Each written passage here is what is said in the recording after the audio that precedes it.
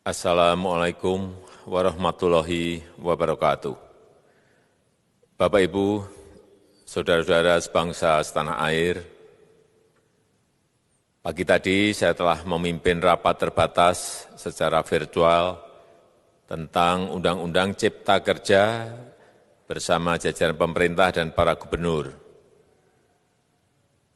Dalam undang-undang tersebut terdapat 11 klaster yang secara umum bertujuan untuk melakukan reformasi struktural dan mempercepat transformasi ekonomi.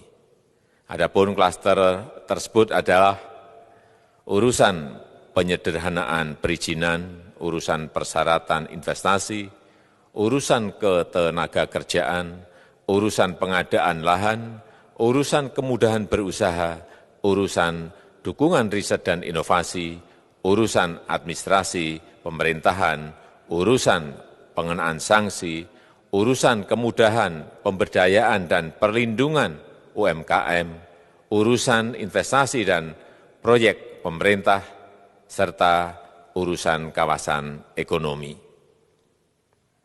Dalam rapat terbatas tersebut, saya tegaskan mengapa kita membutuhkan Undang-Undang Cipta Kerja. Pertama, setiap tahun ada sekitar 2,9 juta penduduk usia kerja baru, anak muda yang masuk ke pasar kerja, sehingga kebutuhan atas lapangan kerja baru sangat-sangat mendesak. Apalagi di tengah pandemi, terdapat kurang lebih 6,9 juta pengangguran dan 3,5 juta pekerja terdampak pandemi COVID-19. Dan sebanyak 87% dari total penduduk bekerja memiliki tingkat pendidikan setingkat SMA ke bawah, di mana 39% berpendidikan sekolah dasar. Sehingga perlu mendorong penciptaan lapangan kerja baru, khususnya di sektor padat karya. Jadi, Undang-Undang Cipta Kerja bertujuan untuk menyediakan lapangan kerja sebanyak-banyaknya bagi para pencari kerja serta para pengangguran. Kedua, dengan Undang-Undang Cipta Kerja akan memudahkan masyarakat, khususnya usaha mikro kecil, untuk membuka usaha baru. Regulasi yang tumpang tindih dan prosedur yang rumit dipangkas. Perizinan usaha untuk usaha mikro kecil (UMK) tidak diperlukan lagi, hanya pendaftaran saja. Sangat simpel. Pembentukan PT atau perseroan terbatas juga dipermudah. Tidak ada lagi pembatasan modal minimum. Pembentukan koperasi juga dipermudah. Jumlahnya hanya 9 orang saja. Koperasi sudah bisa dibentuk. Kita harapkan akan semakin banyak koperasi-koperasi di tanah air.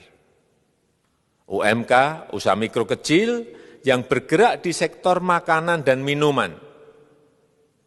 Sertifikasi halalnya dibiayai pemerintah, artinya gratis.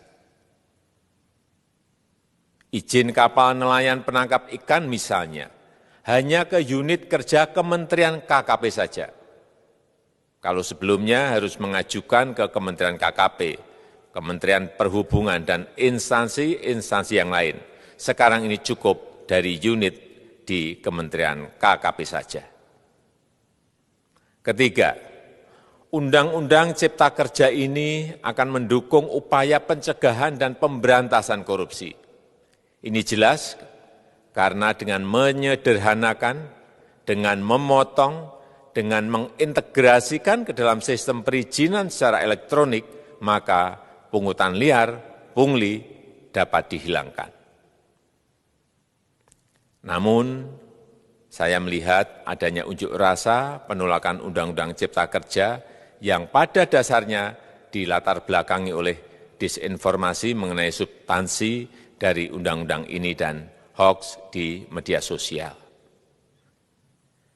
Saya ambil contoh, ada informasi yang menyebut tentang penghapusan UMP, upah minimum provinsi, UMK, upah minimum kota kabupaten, UMSP, upah minimum sektoral provinsi.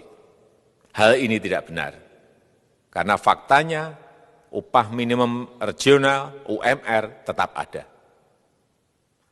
Ada juga yang menyebutkan bahwa upah minimum dihitung per jam. Ini juga tidak benar. Tidak ada perubahan dengan sistem yang sekarang. Upah bisa dihitung berdasarkan waktu dan berdasarkan hasil. Kemudian adanya kabar yang menyebutkan bahwa semua cuti sakit, cuti kawinan, cuti khitanan, cuti baptis, cuti kematian, cuti melahirkan, dihapuskan. Dan tidak ada kompensasinya. Saya tegaskan juga ini tidak benar. Hak cuti tetap ada dan dijamin. Kemudian apakah perusahaan bisa mem-PHK kapanpun secara sepihak? Ini juga tidak benar. Yang benar, perusahaan tidak bisa me-PHK secara sepihak. Kemudian juga pertanyaan mengenai benarkah jaminan sosial dan kesejahteraan lainnya hilang. Yang benar, jaminan sosial tetap ada. Yang juga sering diberitakan tidak benar adalah mengenai dihapusnya AMDAL, analisis mengenai dampak lingkungan. Itu juga tidak benar. AMDAL tetap ada. Bagi industri besar harus studi AMDAL yang ketat. Tetapi bagi UMKM lebih ditekankan pada pendampingan dan pengawasan. Ada juga berita mengenai Undang-Undang Cipta Kerja ini mendorong komersialisasi pendidikan. Ini juga tidak benar. Karena yang diatur hanyalah pendidikan formal di kawasan ekonomi khusus, di KEK. Sedangkan perizinan pendidikan tidak diatur di dalam Undang-Undang Cipta Kerja ini. Apalagi perizinan untuk pendidikan di pondok pesantren. Itu tidak diatur sama sekali dalam Undang-Undang Cipta Kerja ini. Dan aturannya yang selama ini ada tetap berlaku. Kemudian diberitakan bahwa keberadaan bank tanah. Bank tanah ini diperlukan untuk menjamin kepentingan umum, kepentingan sosial, kepentingan pembangunan nasional, pemerataan ekonomi, dan konsolidasi lahan serta reforma agraria. Ini sangat penting untuk menjamin akses masyarakat terhadap kepemilikan tanah, kepemilikan lahan. Dan kita selama ini tidak memiliki bank tanah. Saya tegaskan juga bahwa Undang-Undang Cipta Kerja ini tidak melakukan resentralisasi kewenangan dari pemerintah daerah ke pemerintah pusat. Tidak ada. Perizinan berusaha dan pengawasannya tetap dilakukan oleh pemerintah daerah sesuai dengan NSPK, norma, standar, prosedur, dan kriteria yang ditetapkan pemerintah pusat. Ini agar dapat tercipta standar pelayanan yang baik di seluruh daerah. Dan penetapan NSPK ini dapat nanti akan diatur di dalam PP atau peraturan pemerintah. Selain itu, kewenangan perizinan untuk non-perizinan berusaha tetap ada di Pemda, sehingga tidak ada perubahan. Bahkan kita melakukan penyederhanaan, melakukan standarisasi jenis dan prosedur berusaha di daerah.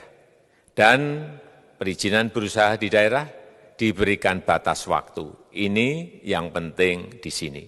Jadi ada service level of agreement. Permohonan perizinan dianggap disetujui bila batas waktu telah terlewati.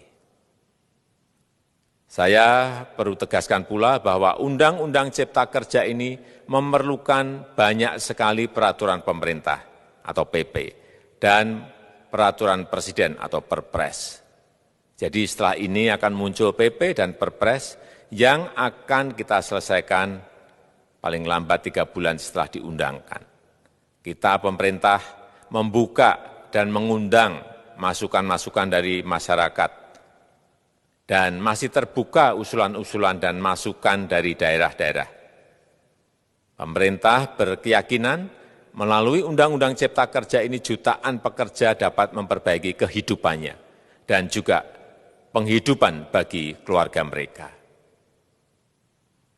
Dan kalau masih ada, jika masih ada ketidakpuasan terhadap Undang-Undang Cipta Kerja ini, silahkan mengajukan uji materi atau judicial review melalui MK, Mahkamah Konstitusi. Sistem ketatanegaraan kita memang mengatakan seperti itu. Jadi, kalau masih ada yang tidak puas dan menolak, silahkan diajukan uji materi ke MK. Saya rasa itu yang bisa saya sampaikan pada kesempatan yang baik ini. Terima kasih. Wassalamualaikum warahmatullahi wabarakatuh.